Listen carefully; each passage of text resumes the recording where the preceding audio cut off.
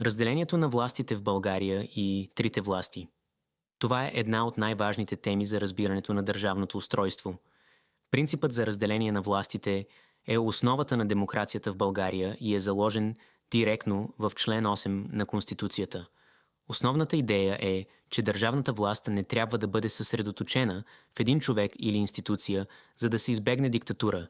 Властите са три – законодателна, изпълнителна и съдебна. Те са независими една от друга, но и взаимно се контролират като спирачки и баланси.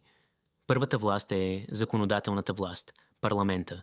Това е върховната власт, защото тя създава правилата, по които живеем. В България тя се упражнява от Народното събрание. Представляват я 240 народни представители, депутати, избирани пряко от народа за срок от 4 години.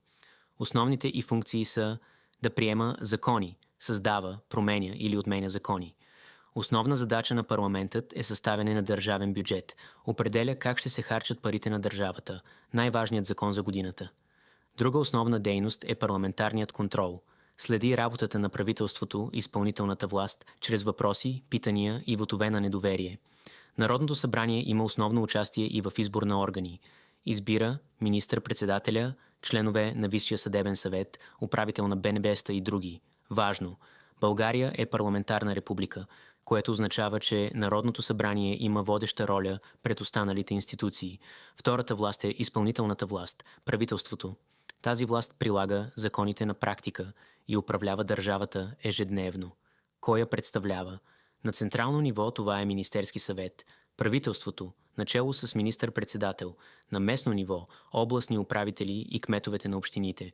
Основните функции на правителството са да ръководи и осъществява политиката на страната, вътрешна и външна, отговаря за обществения ред и отбраната, управлява държавната администрация и изпълнението на бюджета. Тази власт също има законодателна инициатива. Правителството може да предлага законопроекти на парламента. Третата власт е съдебна власт. Нейната задача е да защитава правата и законните интереси на гражданите и държавата, като прилага закона.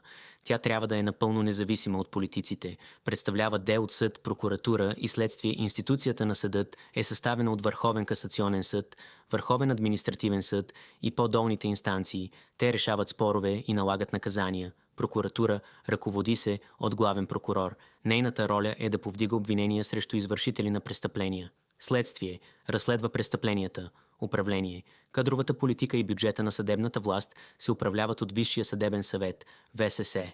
А каква е ролята на президента и Конституционния съд? Макар да не са част от класическата триада, те са ключови за баланса. Президентът на републиката е държавен глава и върховен главнокомандващ. Той олицетворява единството на нацията и стои малко в страни от трите власти, като действа като арбитър. Има право на вето да върне закон в парламента и назначава служебно правителство при кризи. А що се касае до Конституционния съд, той не е част от съдебната система в класическия смисъл. Неговата единствена задача е да следи дали законите, приети от парламента, не противоречат на Конституцията. Ако противоречат, той ги отменя. Ако искате още такива видеа, ни подкрепете като се абонирате за канала